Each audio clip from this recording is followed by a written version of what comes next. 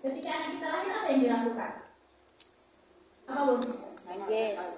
Dibersihkan di telinga kanan. Ya kan diambil nih, dibersihkan kemudian dikasihkan kepada atuknya kah, bapaknya kah, pamannya atau siapa. Betul atau tidak Bu? Yang pertama kali diinikan adalah azan di sebelah kanan dan iqamah di sebelah kiri. Ternyata apa yang kita lakukan mungkin nggak tahu, itulah adalah pendidikan iman yang pertama kali kita tanamkan kepada anak-anak kita.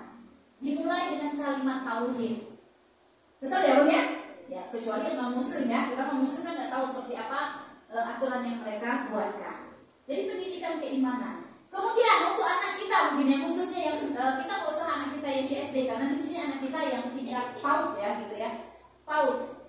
Kan sebenarnya anak-anak kita kayak Apoli, kayak Aisyah, kayak siapa itu tidak ada kewajiban untuk melaksanakan sholat, untuk melaksanakan puasa. Betul atau tidak Bu? Tapi kenapa? Karena ternyata ibadah itu sangat berat. Jadi akhirnya kita pembiasaan. Ayo nak sholat, walaupun mungkin diajak abinya sholat, diajak ayahnya sholat, diajaknya bapaknya sholat sebentar habis itu dia kritik-kritik main kemana. Itu adalah proses pembiasaan yang kita tanamkan dari anak kita dalam hal keimanan. Oh ini nggak boleh nak, nggak boleh mencuri, nanti Allah lihat gitu. Banyak cara-cara ini. Atau mungkin nggak boleh kalau keluar rumah harus pakai kerudung, aurat, misalnya begini. Itu kan sudah kita tanamkan sejak anak-anak kita kecil. Walaupun sebenarnya mereka nggak ada taklif, nggak ada beban, nggak sholat, nggak puasa, nggak berjilbab pun tidak masalah. Tapi kenapa ini kita lakukan, kita tanamkan sejak awal bunda-bunda semua? Karena untuk melakukan kaget nanti anak kita kalau kita tidak biasakan. Sama lah seperti yang kita alami.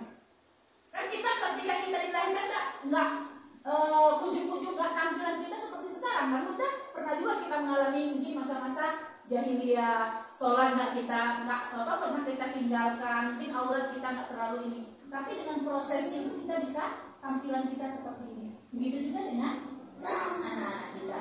Jadi pertama kali adalah pendidikan yang 7 di antara 7 pendidikan yang harus kita berikan kepada anak-anak kita adalah pendidikan keimanan. Tadi kita mulai tadi. Ya mungkin tadi pembiasaan sholat, pembiasaan yang berbentuk istilahnya, nggak boleh nak ya, nanti Allah lihat.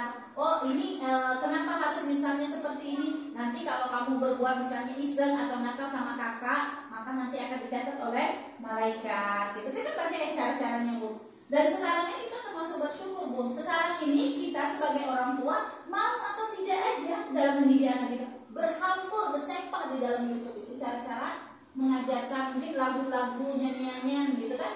Rukun Islam yang 5 mau nyambung anak kita. Mungkin kita dulu perasaan tak ada lagu-lagu macam itu, betul nggak Bu? Kayaknya lucu gitu loh, aneh gitu. Jadi nggak apa-apa, karena generasi anak kita generasi Gen Z. Mau tidak mau, kalau kita nggak mengikuti perkembangan mereka, kita yang kena tipu nanti Bu. Istilahnya lah, misalnya kami kan nggak terlalu yang itulah, nggak bisa misalnya WA-an, nggak bisa buka gini-gini. Mau tidak mau kita harus melek, biar kita bisa memantau apa yang dikonsumsi oleh anak-anak kita. Sekarang ini fenomenanya apa Bunda yang kita temukan? Anak nangis sedikit kasih HP. Betul? Dikira selesai masalah, tidak, justru memberikan masalah baru. Kita kan ambil simpel. Anak nangis dan kita lagi kasih ngobrol atau lagi acara, udah nih main HP aja diambil. Oh senang lah anaknya gitu. Ini bukan menyelesaikan masalah sebenarnya, tapi justru menambah masalah. Berapa banyak anak-anak kita kecil yang tantrum dengan gadget sekarang. Sampai matanya buka, sampai yang kayak gimana gitu kan. Nggak boleh ya nih, boleh, tapi kita atur waktunya.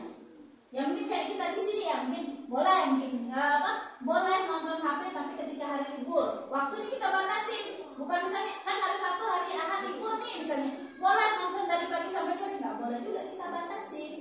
Misalnya 2 jam atau mungkin boleh, ya deh kita murojaah dulu hafalan atau hadis, setelah itu boleh nonton, tapi cuma 1 jam ya. Nah, ketika kita membuat komitmen ini, kita juga harus penuhi. Jangan sampai molor. Kenapa? Nanti kalau misalnya kita sudah sepakat nih dengan anak kita 1 jam memberikan HP misalnya, kemudian kita molor, dia akan nggak apa-apa, boleh juga nggak molor. Jadi kita berusaha untuk mengajari dia intibat tepat waktu. Oh ternyata betul ya. Kalau misalnya ya mungkin nggak terasa efeknya sekarang, tapi nanti dia akan teringat. Karena apa? Apa yang ada di sekelilingnya anak-anak kita itu adalah semuanya guru bagi anak-anak kita, khususnya kita yang di rumah orang tua. Jadi jangan salahkan anak. Misalnya pernah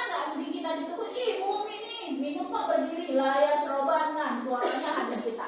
Betul ya Bun? Ada nggak kayak gitu? Ada. Anak kita kan lebih cerdas dari kita. Jadi memang kita itu jadi figur ya, jadi figur